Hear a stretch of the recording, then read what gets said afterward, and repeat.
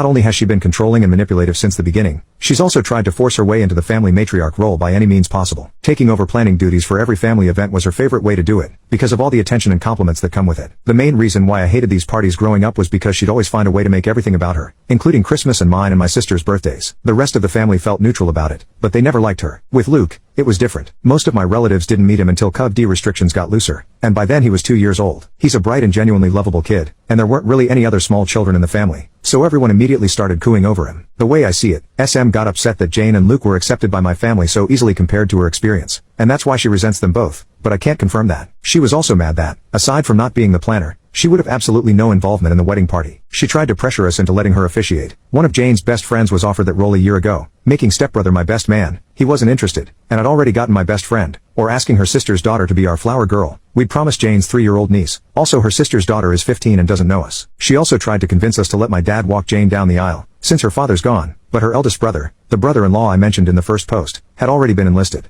SM was disappointed that my family wasn't as involved in the wedding as Jane's, and kept making comments about how that would never happen if we put her in charge. All of that being said, there is nothing that can excuse being that awful to a child, especially if it really is the petty jealousy that I suspect. Because I haven't spoken with my father, my sister has been keeping me updated on what he's been up to. As I found out through her, the story my dad and SM told the rest of the family completely erases Luke's injury and the abuse charges. It insinuates that me and Jane banned them because we got annoyed with SM and decided to take it out on my dad as well. Because most people already disliked SM. Explaining what actually happened that night wasn't hard. And most of the relatives that I actually wanted at the wedding have apologized and are berating my dad as well. The people that didn't believe us, as well as those saying we overreacted, have been told they are not welcome in our home anymore. Those are mostly people from my dad's generation, so I can't say I'm surprised. But the realization that they are so biased they're willing to protect a woman they hate, after she hurt a child, just to make my dad happy has reassured me that I don't need any of them in my life. Stepbrother is still in denial. He refuses to believe his mother could hurt a child, even with all the evidence we have. I have to admit I understand. I love my mom too, but that doesn't mean I'd excuse his obliviousness. So he's banned too. It sucks, because we were close growing up,